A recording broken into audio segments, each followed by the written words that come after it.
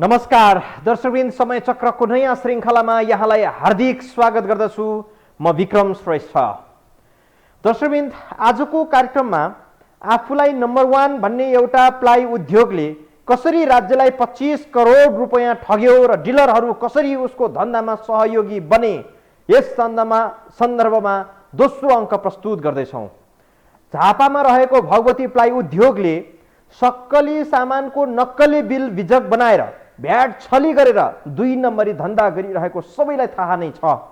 राजस्व अनुसन्धान विभाग शाखा कार्यालय इटहरीले सुरुमा यो घटनाको अनुसन्धान गरेको थियो।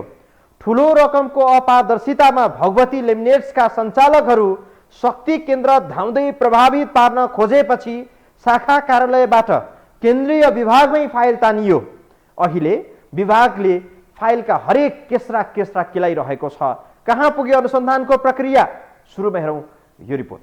भगवती लेमिनेट्स प्रालीले नक्कली बिल मार्फत 80 करोड रुपियाँको कारोबार गरेको घटनाले नयाँ मोड लिएको छ। 80 करोड रुपियाँ कारोबारको नक्कली बिल बनाई झन्डै 25 करोड रुपियाँ राजस्व छली गरेर राज्यलाई नोक्सानी पुर्याएको विषयको अनुसन्धानको प्रारम्भिक कार्य राजस्व अनुसन्धान विभागको शाखा कार्यालय इटहरीबाट हेरिँदै आइएको थियो। तर भगवती लेमिनेट्सका उद्योगीले चौतर्फी दबाव सृजना गरी राज्यका संयन्त्रलाई नै प्रभावित गराई अनुसन्धानमा दखल पुर्याएपछि अहिले राजस्व छलीको घटनालाई राजस्व अनुसन्धान विभागको केन्द्रीय कार्यालयले नि हेरिरहेको छ। भगवती लेमिनेट्सको फाइल राजस्व अनुसन्धान विभाग काठमाडौँमा पुगेपछि भगवती लेमिनेट्सका उद्योगीहरू विभिन्न शक्ति केन्द्र धाउँदै राजस्व विभागलाई नै प्रभावित बनाउने खेलो फड्कोमा लागेको बुझिएको छ।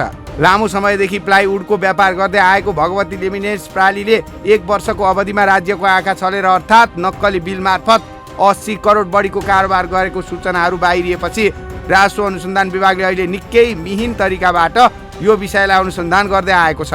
तर भगवती लेमिनेट्सले शक्ति केन्द्र धाएर विभागका महानिर्देशक नै सरुवा गराउने सम्मको धन्दामा लागेको यस क्षेत्रका जानकारहरू बताउँछन्।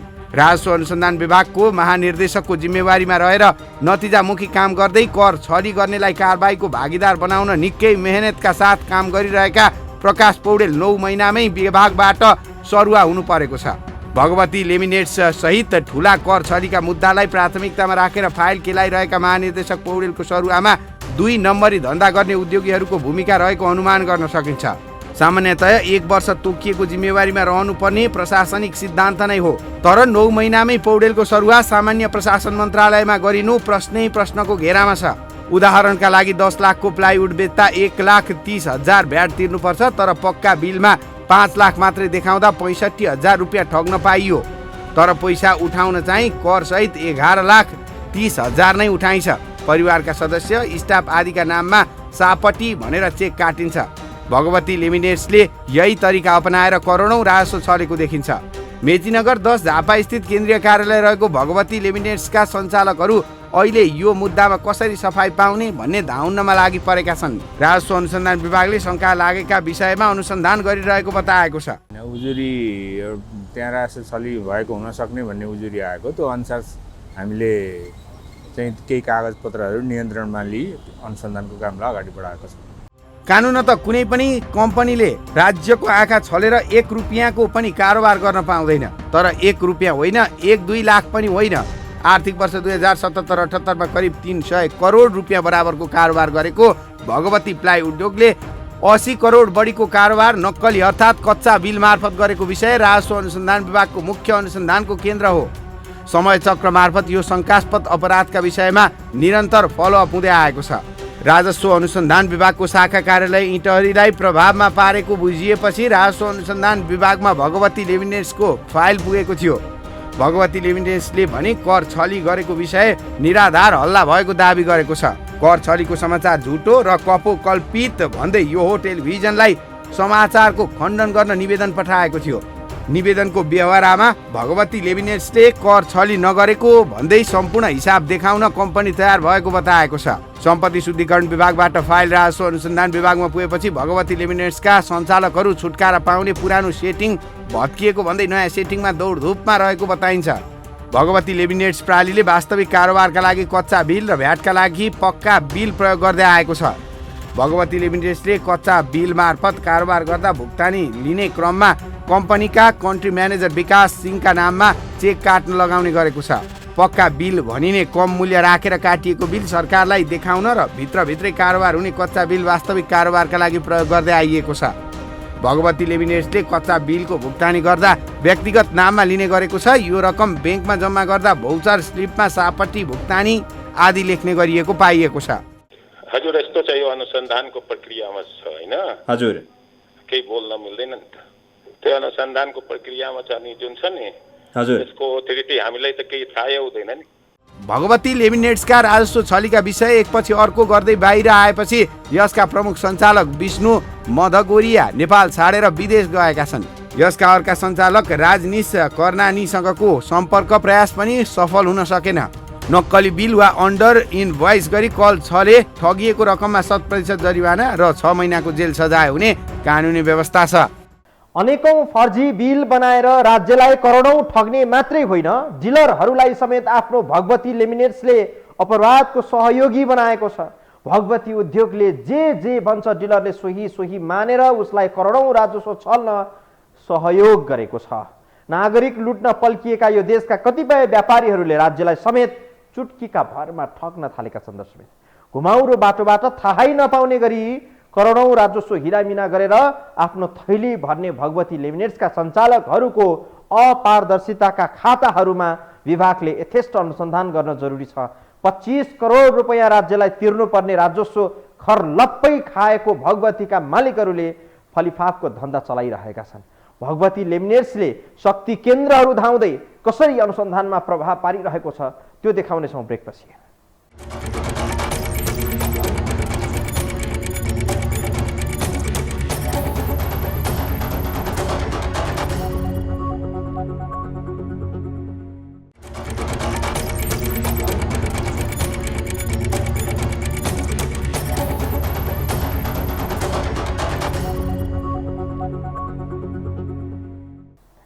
राजस्वमाथि घात गर्ने र राज्यलाई ठग्ने भगवती लेमिनेट्सका सञ्चालकहरू अहिले पनि राजस्व अनुसन्धान विभागको सम्पर्कमा नरहेको विभागको स्रोतले जनाएको छ। उनीहरू अधिवक्ताहरू प्रयोग गरेर, कानुन व्यवसायीहरू प्रयोग गरेर विभागसँग छुटकारा लिने प्रयत्न गरिरहेका छन् र यसको प्रभावका लागि बाहिरबाटै शक्ति केन्द्र धाउने र विभागका कर्मठ उच्च अधिकृतहरूलाई सरुवा गराउने खेलमा भगवतीका मालिकहरू लागि परेको बताइन्छ। मिडियासँग सिधा पेश नगर्ने, विभिन्न खाले पत्रका माध्यमबाट समाचारको खण्डनका लागि औपचारिकता निभाउने काम भगवतीले गर्दै आएको छ। भगवती लेमिनेट्सले विषय खण्डनका लागि हामीलाई पत्र पनि प्रेषित गरेको छ। दर्शक, राजस्व छलीका विषयमा भगवती लेमिनेट्सले आफूलाई कसरी चोख्याउने प्रयत्न गरिरहेको छ त हेरौँ यो रिपोर्टमा। कर छलीमा मुछिएको भगवती लेमिनेट्स प्रालीको मुद्दा अहिलेसम्म किनारा लाग्न सकेको छैन। हुन त मोटो रकम जोडिएको मुद्दाको किनारा लगाउन अनुसन्धान गर्न पनि समय लाग्ला, तर धेरै समय व्यतीत हुँदा मुद्दा फितलो हुन्छ कि भन्ने आशंका रहन्छ। रात रहे अग्राग पलाउँछ भने झैँ धेरै समय लगाउँदा मिलीभगतमा यस्ता घटना सामसुम हुन सक्ने नागरिकको आशंका छ। नेप्लाई ब्रान्डको प्लाइवुडको व्यापार गर्ने उद्योग भगवती लेमिनेट्सले वार्षिक 80 करोडको कारोबार लुकाएर त्यसमा लाग्ने कर छली गरेको आरोप छ। झन्डै अर्बको हाराहारीमा कारोबार गर्ने अनि राजस्वलाई कर तिर्न पसिना छुट्ने भगवती लेमिनेट्सको मुद्दा अहिले पनि राजस्व अनुसन्धान विभागमा अनुसन्धानकै क्रममा छ। अनुसन्धानको ठ्याक्कै त मलाई यकिन थाहा भएन, 1-2 महिनाभन्दा बढी नै भयो। अनि यो इटरीले हेर्दै केन्द्रीय विभागले नै हेर्नुपर्ने जरुरी के थियो? होइन, त्यो त अब कार्यालयको विभाग, हाम्रो विभाग मात्रका कार्यालयहरू हुन्। हामीले आवश्यकता अनुसार विभागले कार्यालयले गर्छ, त्यसलाई हामीले सामान्य अनुसन्धानको सामान्य विधिकै रूपमा लिन्छौँ। अनुसन्धानले कतिको गाम्भीर्यता पाइराखेको छ?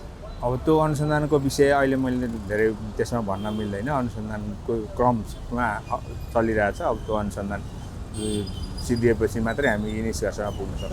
हावा नचली पात हल्लिँदैन भने जस्तै भगवती लेमिनेट्सको केही त्रुटि नै नभएको भए राजस्व अनुसन्धान विभागले कागजात नै जफत गरेर किन अनुसन्धान अगाडि बढाउँथ्यो होला र? इटरी शाखाबाट राजस्व अनुसन्धान विभागको केन्द्रीय कार्यालयमा पुगेको भगवती लेमिनेट्सको मूल्य अभिवृद्धि कर भ्याट छली सम्बन्धी विषयमा विभिन्न सञ्चार माध्यमहरूले समाचार सम्प्रेषण गरे। आफ्नो बचाउमा उत्रिएको भगवतीले बरु सञ्चार माध्यमलाई समाचार लेखनको शैली नै सिकायो। भगवती लिमिनेट्सले अनुसन्धानको प्रक्रिया रहेको विषयवस्तु समाचारको विषय हुन सक्दैन भन्दै समाचारको खण्डन गर्यो। उसले प्रेस काउन्सिलमा गएको चैत्र 10 गते दर्ता गराएको निवेदनको बुँदा नम्बर 3 मा अनुसन्धान प्रक्रियामा रहेको विषय जो हाल अपरिपक्व रहेको छ, नियामक निकायले हालसम्म आरोप पुष्टि गर्न नसकेको र अनुसन्धानको प्रक्रियामा रहेको विषयवस्तु समाचारको विषय हुन सक्दैन। नियामक निकायले अनुसन्धान गरी भविष्यमा अभियोग दायर गरेको अवस्थामा न्यायिक निकायबाट अन्तिम निर्णय नभएसम्म कसैलाई पनि दोषी भन्न मिल्दैन भनेको छ। आफूलाई निवेदनमा परिपक्व देखाउने भगवती लिमिनेट्सले राजस्व अनुसन्धान विभागले गरिरहेको अनुसन्धानमा कसरी सहयोग गरिरहेको छ त? कानुन अनुसन्धानको प्रक्रिया अगाडि बढाउनलाई यो विभागलाई त्यस्तो दबाबहरूको केही अर्थ राख्दैन। दबाब चाहिँ आउँछ यो विषय मात्र होइन, विभिन्न विषयमा होइन, त्यस्तो कसैले भन्ने उ गर्ने प्रभाव पार्न खोज्ने तत्त्वहरू हुन सक्छन्, तर अब त्यस्तो चाहिँ महसुस हामीले गरेका छैनौँ। यदि आफूमाथिको आरोप झुटो हो भने मुद्दाको किनारा लगाएर सफाई लिन भगवती लिमिनेट्स स्वयंले तदारुकता देखाउनु पर्छ कि पर्दैन? सञ्चार माध्यममा समाचार आएपछि खण्डन गर्न भ्याउने भगवतीले 6 महिना बितिसक्दा पनि आफूमाथि लागेको हिलो किन नपखालेको? कर छलीको मुद्दामा अनुसन्धानको घेरामा पर्नेमा भगवती लिमिनेट्स एक्लो भने होइन। राजस्व अनुसन्धानको तथ्यको हेर्ने हो भने यो आँकडा डरलाग्दो छ। यदि कसैको दबाव र प्रभाव बिना विभागले आफ्नो गति अगाडि बढाउन पाउने हो भने देशको एक आर्थिक वर्षको बजेटको हिस्सा राजस्व छलीमा छ। यस्ता काला व्यापारी पोस्न राज्य संयन्त्र नै लाग्ने हुँदा व्यक्ति मोटाइरहेका छन्, देश झन्झन टाट पल्टिँदैछ। राजस्व अनुसन्धान विभागको तथ्याङ्क अनुसार असोज 18 देखि हालसम्म 69वटा मुद्दा दर्ता गर्दै विभागले 10.5 अर्ब बढी विगत तथा जरिवाना तोकेको छ। 203 प्रतिवादीबाट 10 अर्ब 30 करोड 65,43,395 रुपियाँ जरिमाना तोकिएको छ। देशको राजस्वको मूल स्रोत 10औं अर्ब रुपियाँ यति बेला झम पारिएको छ, जसलाई विभागले खोजी गरिरहेको छ। यो त राजस्व चुहावटको सामान्य तथ्याङ्क मात्रै हो। भ्रष्टाचारले लपेटिएको हाम्रो देशमा अरू 50औं अर्ब घोटालाका फाइलहरू अख्तियारदेखि विशेष अदालतमा विचाराधीन छन्। तर शक्ति केन्द्रहरूको दबाव र प्रभावमा अनुसन्धानमा प्रभाव पर्नुहुन्न। कर छलेर राज्यलाई नोक्सान पुर्याउने र आफू मात्रै मोटाउने प्रवृत्ति अन्त्य हुनुपर्दछ। भगवती लेमिनेट्ससँग सम्पर्कका लागि हामीले बारम्बार प्रयत्न गरेका छौँ, तर सम्पर्कमा आउने र घटनाको वास्तविकता बताउन चाहिरहेको छैन। हामीलाई प्राप्त सूचना र तथ्य प्रमाणहरूका आधारमा 25 करोड रुपियाँ राजस्व छलीको मुद्दालाई ध्यानमा राखेका छौँ र यसबाहेक बाहिर सतहमा नआएका राजस्व छलीका अरू तथ्यहरू कति होलान् त्यो पनि राजस्व छानबिनका लागि विभागले सूक्ष्म रूपमा अध्ययन गर्नुपर्ला। अहिले अनुसन्धानको घेरामा तानिएपछि भगवती लेमिनेट्स जसरी आत्तिएको छ र विभागले अनुसन्धान गरिरहेको विषयमा प्रभावित गर्ने गरी समाचार नबनाउन एक प्रकारको धम्कीपूर्ण शैलीमा विज्ञप्ति जारी गरिरहेको छ, त्यो हेर्दा भगवती लेमिनेट्स यो विषय बाहिर नआओस् र भित्रभित्रै मिलाउला भन्ने दाउमा रहेको देखिन्छ।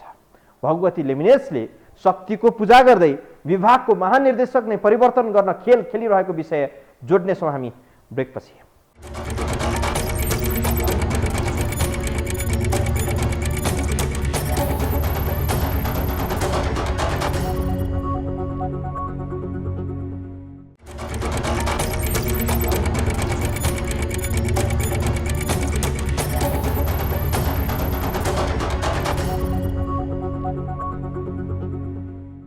भगवती लेमिनेट्सले राजस्व अनुसन्धान विभागमा उजुरी खेपिसकेपछि भ्याएसम्मको शक्ति परिचालन गरिरहेको छ।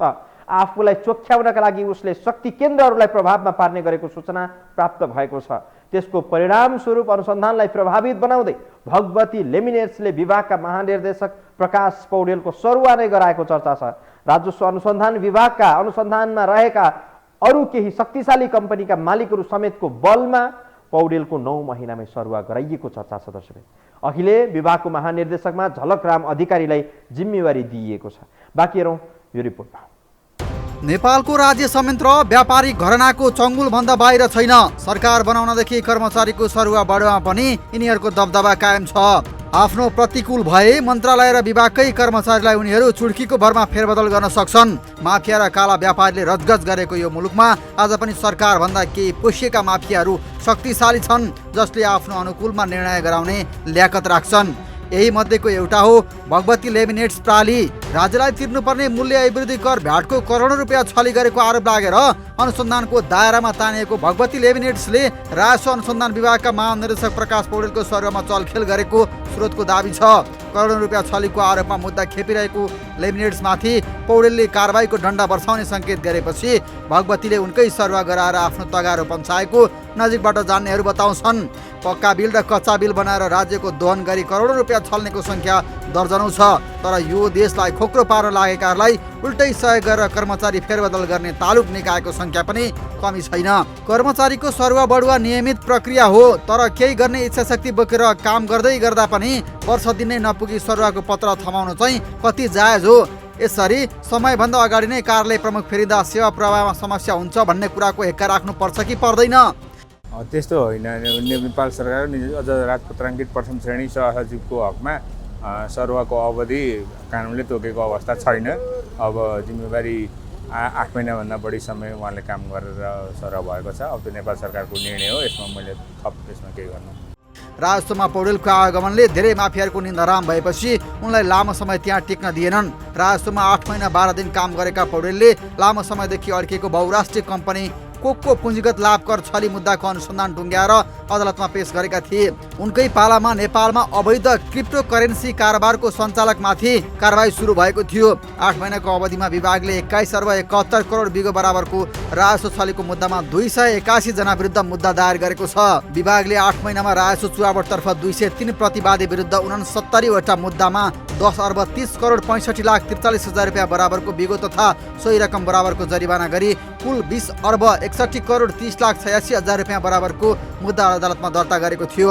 यस्तै विदेशी मुद्राको अपचलनतर्फ 78 प्रतिवादी विरुद्ध 46 वटा मुद्दा मार्फत विभागले 1 अर्ब 10 करोड 21 लाख 47 हजार रुपियाँ बिगो दाबी गरेको थियो भने भिसिटिएसमा 668 फर्म तथा सवारी साधन कारबाहीमा पर्दा 3 करोड 43 लाख 26 हजार रुपियाँ राजस्व सङ्कलन गरेको थियो। हुन त देशको पुरै 1 वर्षको 17 खर्बको बजेट ल्याउने बेला त स्वयं अर्थमन्त्रीले एकजना मामुली सुब्बा पदबाट रिटायर भएका व्यक्तिलाई विज्ञ भनेर मध्यरातमा कार्यकक्षमा स्पेस दिन्छन् र सचिवलाई मेरो विज्ञले भनेको मान्नु भन्दै रातारात राजस्व सङ्कलनमा गम्भीर चलखेल हुने देशमा यत्रा व्यापारीबाट एउटा महानिर्देशक सरुवा हुनु कुन नौलो घटना भयो र? अनुसन्धानमा सहयोग गर्न त परको कुरा, भगवती प्लाई उद्योगका सञ्चालकहरू लुकी लुकी हिँडेका छन् र पर्दा पछाडिबाट विभागलाई अनुसन्धानमा प्रभावित बनाउन खोजिरहेका छन्। कुनै समाचारहरू नआओस् भन्ने सम्भवतः उनको चाहना हुन सक्छ। राजस्व छलेर करोडौं झ्वाम पारेका उनीहरूले अन्य पोल खोलिने डर भूमिगत शैलीमा काम गरिरहेका छन्। उनीहरू भागेर जहाँ नै गए पनि अहिलेसम्मको तथ्य प्रमाणले भगवतीले करोडौं रुपियाँ राजस्व छली गरेको प्रष्ट देखिन्छ। बाँकी अनुसन्धान गर्ने काम राजस्व अनुसन्धान विभागकै। हवस् त दर्शकवृन्द, आजलाई समय चक्र यति नै। बिदा दिनुहोस्। नमस्कार।